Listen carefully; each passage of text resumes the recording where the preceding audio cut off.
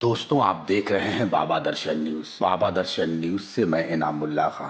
सासाराम विधानसभा के तिलौथू राधा शांता महाविद्यालय में एनडीए समर्थित राष्ट्रीय लोक मोर्चा की प्रत्याशी स्नेह लता का चुनावी सभा था। इस चुनावी सभा में लोक जनशक्ति पार्टी रामविलास के राष्ट्रीय अध्यक्ष और पूर्व केंद्रीय मंत्री चिराग पासवान ने लोगों को संबोधित किया। अपने संबोधन में उन्होंने कहा कि उपेंद्र कुशवाहा राज्यसभा सांसद हैं और स्नेह लता जी को अगर चुनाव जिताते हैं तो यह सासाराम में विकास की गति को तेज करेंगी। प्रधानमंत्री नरेंद्र मोदी और बिहार के मुख्यमंत्री नीतीश कुमार लगातार विकास कर रहे हैं। उन्होंने माई समीकरण पर राष्ट्रीय जनता दल पर टिप्पणी किया। उन्होंने कहा कि उनका माई समीकरण मुस्लिम यादव है, लेकिन हमारा माई समीकरण महिला और युवा है। चिराग पासवान ने आगे कहा कि मुस्लिम के लिए कुछ नहीं किया और यादव में सिर्फ अपने परिवार के लोगों को ही उन्होंने मंत्री, सांसद और विधायक बनाया है।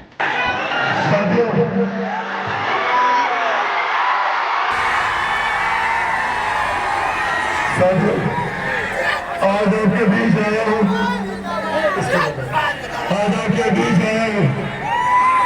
आज जब मैं इस मंच पर मौजूद हूँ,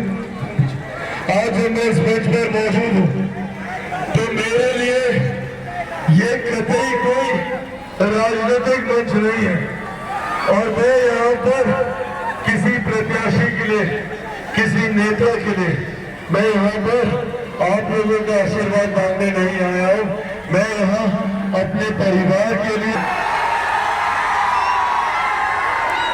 आप ये मानकर चलिए कि ये मेरे परिवार की सीट है। आप ये मानकर चलिए कि यहाँ से चिराग पासवान खुद चुनाव लड़ रहा है।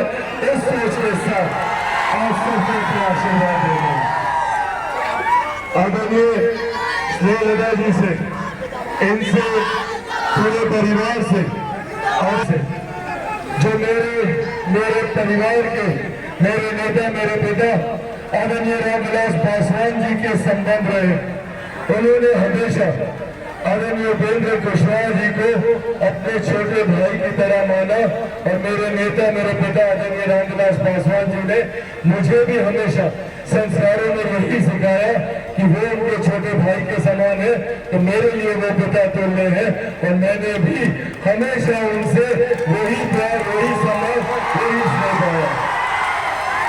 ऐसे में आज जब आदरणीय स्नेह लता जी यहाँ से चुनाव लड़ रही है तो ये जिम्मेदारी अब हम सब की बनती है। मैं सासाराम की महान जनता से बस यही आग्रह करने आया हूँ, क्योंकि हम लोग पिछले 20-22 दिन से चुनाव प्रचार कर रहे हैं और 20-22 दिन में एक बात तय है और कल जब मतदान हुए तो मतदान के बाद भी एक बात तय है, एक बात स्पष्ट है कि आगामी 14 तारीख के बाद बिहार में एक बार फिर से एनडीए की सरकार बनने जा रही है।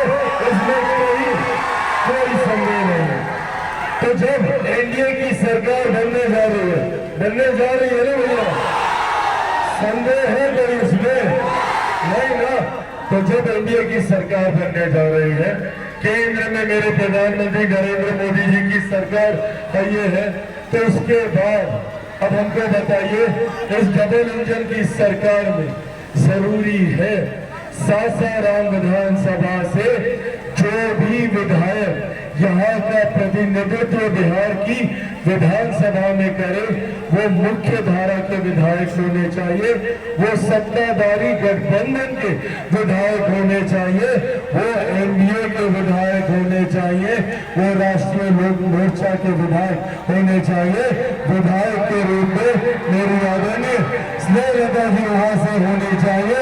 ये अब जिम्मेदारी आप सबके ऊपर है। साथियों, जब ये जीत कर जाएंगे तो सही मायनों में मुख्यमंत्री नीतीश कुमार जी के साथ आप लोगों की समस्या का समाधान करा पाएंगी, सासाराम को एक विकसित विधानसभा बना पाएंगी। जब ये जीत कर जाएंगी तो प्रधानमंत्री नरेंद्र मोदी जी से संवाद कर, क्योंकि कब तक केंद्र में आने वाले दिनों में आदरणीय उपेंद्र कुशवाहा जी को भी प्रधानमंत्री जी के द्वारा एक बड़ी जिम्मेदारी आने वाले दिनों में दी जाएगी, इसीलिए और भूमिका इनकी बढ़ जाएगी। तो ऐसे में जब ये जीतेंगी तो केंद्र सरकार की भी योजना है और हम तो उनके बेटे समान है, हमको कभी भी पकड़ के बोलेंगे कि भैया खोलो यहाँ पे खाद्य प्रसंस्करण का उद्योग, तो जितनी जितनी जगह ये बोलेंगी उतनी जगह खाद्य प्रसंस्करण के भी उद्योग अगर कोई खुला पाएंगी तो वो स्नेहलता जी ही खुलवा पाएंगी। इसीलिए साथियों अब ये आग्रह करने आया हूँ कि विपक्ष के लोग भी आएंगे, महागठबंधन वाले भी आएंगे, बड़ी बड़ी बातें करेंगे, तो पूछिएगा उनसे 15 साल दिए थे बिहार की जनता ने, उन्हें क्या किया उन्होंने 15 साल में बिहार को बर्बाद करके बदहाली की कगार पे छोड़ने का काम किया। आज ये लोग हम लोग को जात पात धर्म मजहब में बांटकर अपनी राजनीतिक रोटियां सेकते हैं और हम लोगों को धूप करके धूल मिट्टी बरसात बारिश में छोड़ देते हैं। आज इन लोगों की वजह से बिहारियों को जात पात में बांटा जाता है, सीने पर तंगे की तरह एमवाई समीकरण की बात करते हैं। क्या है भैया एमवाई समीकरण? एम में पूरी तरीके से सांप्रदायिकता है, एम में सांप्रदायिकता में बांटने का प्रयास है, जिसको इन्होंने सिर्फ वोट बैंक बना के रखा, और वाई में सिर्फ एक परिवार को मिलने वाला लाभ। अगर मुख्यमंत्री बनेंगे तो वो स्वयं खुद बनेंगे लालू जी, अगर जेल जाएंगे तो उनकी अर्धांगिनी मुख्यमंत्री बनेगी, अगर अगली पीढ़ी आएगी तो उनका बेटा मुख्यमंत्री बनेगा, और अगर सांसद बनने की बात आएगी तो उनकी बेटियां सांसद बनेगी। वाई में सिर्फ एक परिवार, कोई दूसरा वाई नहीं है, कोई दूसरा गरीब राजा इन लोगों को नहीं दिखता। वही मेरा भी एमवाई समीकरण है, पर मेरे एम में मेरी महिलाएं हैं तो मेरे वाई में मेरे तमाम युवा साथी है। इस एमवाई समीकरण के साथ मैं आगे बढ़ रहा हूँ। जात पात धर्म मजहब से उठकर 14 करोड़ बिहारियों की बात करता हूँ, बिहार को विकसित राज्य बनाने की बात करता हूँ, बिहार को फर्स्ट और बिहारियों को फर्स्ट बनाने की बात करता हूँ। उस सोच के साथ मैं आगे बढ़ रहा हूँ। ऐसे में हमारी केंद्र सरकार भी जात पात धर्म मजहब से उठकर सबका साथ, सबका विकास, सबका विश्वास, सबके प्रयास की सोच के साथ आगे बढ़ रही है। और यही कारण है कि हमारी गरीब कल्याण की योजनाओं की वजह से पिछले 11 साल में 25 करोड़ से ज्यादा लोग गरीबी रेखा से बाहर निकले। आज भी एक बड़ी आबादी बिहार में दहलीज पर है गरीबी रेखा से बाहर निकलने के लिए। हमारी सरकारों की योजना भले महिला को सम्मान देने के लिए शौचालय निर्माण की बात हो, या उज्ज्वला के माध्यम से आपके स्वास्थ्य की चिंता करना हो, या कोई गरीब व्यक्ति आर्थिक अभाव में इलाज से वंचित न रह जाए, आयुष्मान के माध्यम से 5-5 लाख रुपए का मुफ्त इलाज कराना हो, या प्रधानमंत्री गरीब जन कल्याण अन्न योजना के तहत, जिसका श्रेय में मेरे नेता मेरे पिता आदरणीय रामविलास पासवान जी को भी दूंगा, क्या जिनकी वजह से देश में 80 करोड़ लोग मुफ्त में उनको अनाज दिया जा रहा है। ये देन हमारी सरकार होती है।